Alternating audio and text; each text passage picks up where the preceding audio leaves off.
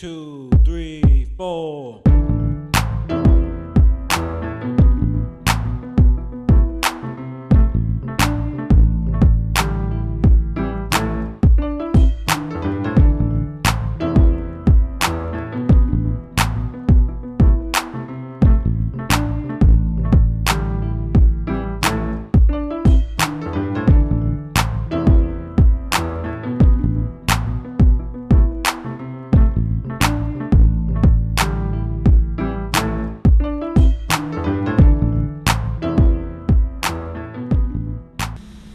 Hi, I'm Sheila. Hi, I'm Maieka. And I'm Patricia. And welcome to Kids in the Kitchen. Well, today we have a great show for you. We're going to be doing holiday cookies. And we are really going to show you some great ways to make affordable and really tasty holiday gifts. We have a special guest with us today, Patricia. Welcome. Thank you. Patricia, tell us a little bit about yourself. Where do you go to school? Elizabethine High School. Okay, and how old are you? I'm going to be 14 next month. Great. And what are some of your favorite things to do? Well, I like to cook and I like to listen to music. So, yeah. Great. Okay, well, do you like cookies? Mm-hmm. Okay, well then you'll have a lot of fun today. Okay. All right, well let's go to the table. Okay. What we thought we'd do today is provide you some ideas as the holidays are coming to make cookies that you can give as gifts. And everyone normally gets gingerbread and your standard cookie fare. So we'll provide you some different opportunities so you can really shine this holiday season. Okay, well our first cookie we're going to do is a blondie. A blondie is a traditional bar cookie, kind of like a brownie, kind of like a chocolate chip cookie, except for it's in a square pan. So that's really what's different. Okay, so the first thing we're going to do is we're going to just take a square pan and we're going to stick foil inside of it. I'm just going to move this stuff out the way. Some of the things we'll be working with a little bit later. Now this is a good trick because if you line your pan with foil, Patricia, I'm just going to show you how to do this. You're going to be our sprayer for the day, okay? You just want to line it with foil like this. This will help you remove your blondie easily from the pan when it's cooked, after it's cooked, and it'll cool. Okay, now coat that with cooking spray. Just pull that off. All right, great. It's brand new, so my sticky and all over. You can't use too much cooking spray, really. I'll just take a little bit more because really, again, the goal is since you're giving this as a gift, you want it to pop out of the pan and pop out of the foil, okay? So now, the great thing about this recipe for blondies is that it's very simple. So Patricia, I want you to go ahead and pour our butter into our sugar. Now we have 1 stick of butter that we melted in the microwave for about 2 minutes. And we have 3/4 of a cup of brown sugar. Okay, so go ahead and mix it up. Actually, I made a mistake. It's 1 full cup of brown sugar. Okay. Now you can use half a cup of brown sugar and half a cup of white sugar. It depends if you like the molasses flavor of brown sugar. Okay, so you see how easily that mixes? That's one of the nice things about this recipe. Okay, now we're going to add 1 egg. Okay, and mix that in. Very good.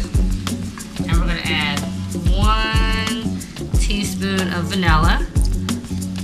Okay, mix it in. Now, Patricia, what I'm going to do is I'm going to switch your spoon for a whisk. Okay. Now, why are you doing that, Sheila? Well, just to allow a little bit more air to get into the mixture. Okay. And you can kind of just whisk it with, like this is a little bit. There you go. Okay. That's good. Okay, so now what we're going to do is we're just going to bring the flour into it, okay? So, Patricia, right, you can use about half of it at one time. Very good. Now, we have a cup of flour, so we're going to put about a half a cup in first. Just whisk it around. You can get a little bit forceful with it. It's okay. We want you to develop big arms. Very good. And now we're going to put that second half a cup in. Now again, this, you can dump it all in, very good. So again, this recipe is very easy. 1 stick of butter, 1 egg, 1 cup of sugar, 1 cup of flour. I mean, and 1 teaspoon of vanilla. So it doesn't get too much harder than that. The other thing that's really great about this recipe is you don't have to use a blender if you don't want to. Right. If you want to use a hand mixer, you can. That'll make it take a little bit longer, but it will make your batter a little smoother. Okay, Patricia, you did a great job. So last thing we're going to do is we're going to take that whisk. Like you did. Take the stuff off. Thank you. Okay, so now we've got chocolate chips. We've got 1/3 of a cup of chocolate chips. Semi-sweet brand. We got a third of a cup of pecans and a third of a cup of white chocolate chips. Okay, so Patricia, what I'm gonna do is you wanna just go ahead and give it one good quick spoonful? Okay, that's great. And that looks wonderful the way it's coming together. Okay, what I'm gonna do is I'm gonna take over and I'm gonna have you, Patricia, work with Maieka on the peanut butter cookies while I fill our pan up and get ready to put it in the oven. Okay. So the next cookie we'll be making today is a peanut butter cookie, and we've already prepared that cookie. We have it right here. This is what your batter should look like. It's a fourth a cup of peanut butter. Half a cup of peanut butter, fourth a cup of butter, unsalted at room temperature. 3/4 a cup of brown sugar, 2/3 a cup of white sugar. You want to go ahead and cream that. Add a teaspoon of vanilla, 1 egg, and then after that you'll add a cup and a half of flour, all-purpose flour. Then about a quarter teaspoon of salt and a half a teaspoon of baking powder. Go ahead and blend that together. And then what we're going to make are actually called peanut butter thumbprints. Very easy. You can use any kind of peanut butter also that you have at home. It could be chunky, or we use smooth today. And what we're now going to do is basically roll the dough into balls, put them on the cookie sheet, and then press down in the balls to make little wells with our thumbs. Can't get a little bit more simple than that. We want the balls to be about 1 inch. So they'll be about 1 inch.